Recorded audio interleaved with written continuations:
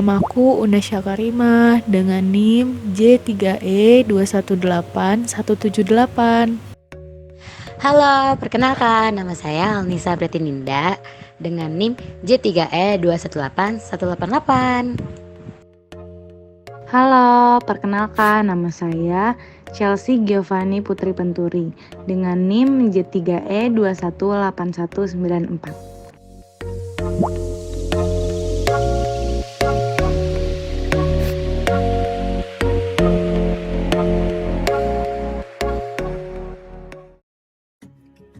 Nah, sebelum masuk ke dalam resume yang udah kita buat, kira-kira latar belakang dalam penelitian ini apa ya?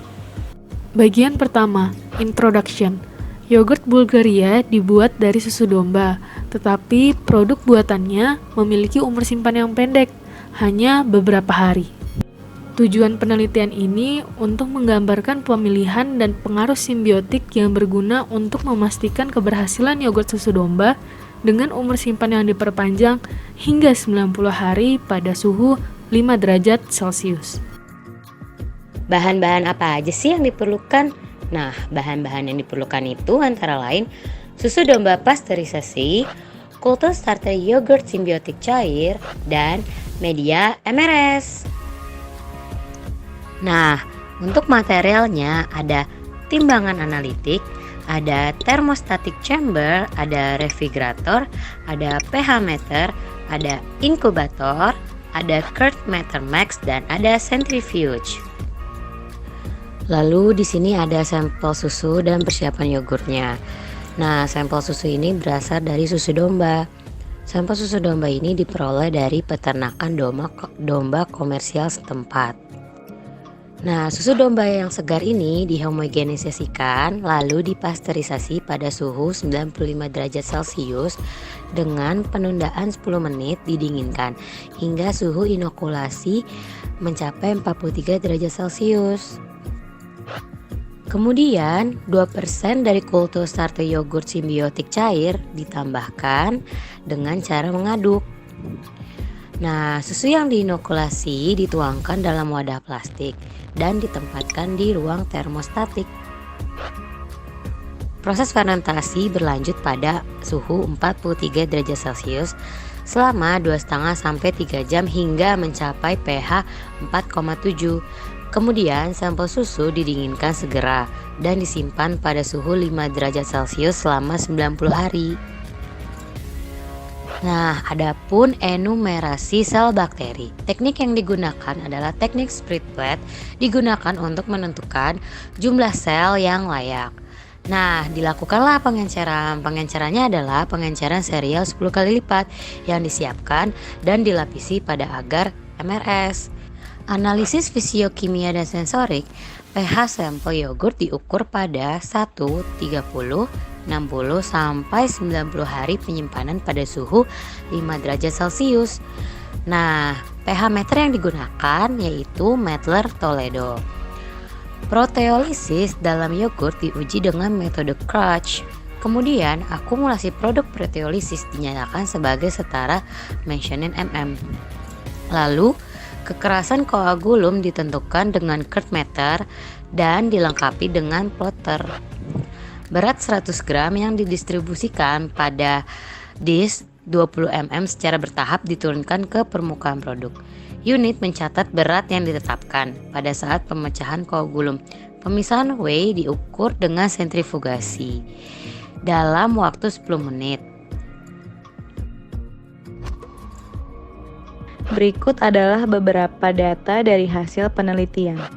Gambar 1 merupakan grafik pencacahan bakteri Lactobacillus bulgaricus dan Streptococcus thermophilus.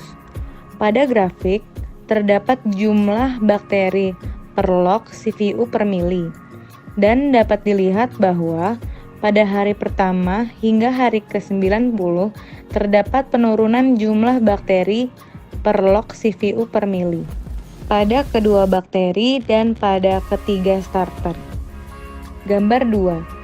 Ditunjukkan hasil grafik dinamika pH dalam sampel yogurt domba yang diproduksi dengan permulaan pH yang berbeda selama penyimpanan. Bisa dilihat bahwa pada ketiga produk dengan starter yang berbeda, pada penyimpanan hari pertama hingga hari ke-90 mengalami penurunan, yakni menjadi asam.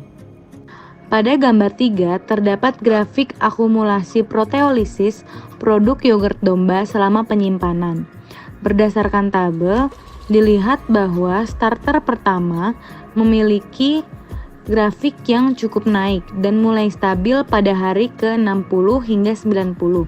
Pada starter yang kedua, kurang stabil karena mengalami penaikan dan penurunan per 30 hari. Kemudian, pada starter yang ketiga cukup stabil dengan kenaikan per 30 harinya. Data yang pertama merupakan tabel yang berisikan hasil skor individu yang diperoleh dengan penilaian organoleptik sampel yogurt domba setelah penyimpanan 90 hari. Pada tabel terdapat acuan skor maksimal yaitu 10. Pada tabel yang kedua terdapat hasil parameter teknologi yogurt domba selama penyimpanan. Pada tabel tertera lamanya penyimpanan yakni 1 hari, 30 hari, 60 hari, dan 90 hari. Kemudian terdapat data hasil pengukuran pH, kekerasan, dan persen pemisahan whey per hari penyimpanan. Nah, sekarang kita masuk ke pembahasan. Berdasarkan hasil penelitian, mikroorganisme yang cocok dalam pembuatan yogurt dari susu domba adalah bakteri Streptococcus thermophilus dan Lactobacillus delbrueckii SSP bulgaricus. Pada penelitian ini digunakan starter dari bakteri Streptococcus thermophilus dan Lactobacillus bulgaricus dengan strain yang berbeda-beda, yaitu BY512, BY53423/3, dan BY57/3 23/3. Pada penelitian ini dilakukan analisis dari uji organoleptik. Berdasarkan hasil dari uji organoleptik, yogurt dengan starter 57/3 23/3 unggul dalam keseluruhan parameter, yakni parameter penampilan, konsistensi, dan rasa. Rasa merupakan hal yang paling utama dalam menentukan kelayakan produk makanan, karena rasa yang terbaik merupakan rasa yang banyak disukai konsumen. Menurut Nindita, rasa sangat dipengaruhi oleh senyawa kimia, suhu, konsentrasi bahan penyusun, dan adanya interaksi dengan komponen lain. Pada produk yogurt, rasa yang dominan adalah rasa asam.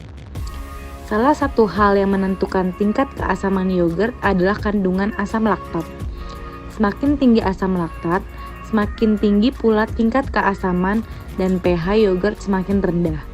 Sebaliknya, semakin rendah asam laktat, maka semakin rendah pula tingkat keasamannya dan pH produk menjadi tinggi. Sampel yogurt yang baru diproduksi setelah penyimpanan 24 jam memiliki pH 4,49 hingga 4,60 yang menurun secara bertahap.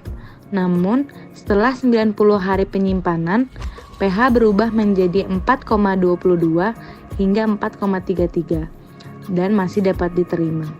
Sehingga dapat dikatakan bahwa semakin lama waktu penyimpanan, pH produk semakin mengalami penurunan, namun masih dapat diterima. Yang dapat disimpulkan dari penelitian ini adalah ditunjukkan bahwa umur simpan yogurt dengan kultur starter yang dipilih dapat mencapai umur simpan hingga 90 hari pada suhu 5 derajat Celcius. Produk yogurt dengan umur simpan yang lama mampu mendorong kualitas produksi dan memberikan produk dengan kualitas tinggi dan mutu biologis yang tinggi. Sekian video dari kelompok kami. Semoga yang kami tampilkan bisa memberi manfaat untuk kalian semua. Sampai bertemu di video selanjutnya. Bye.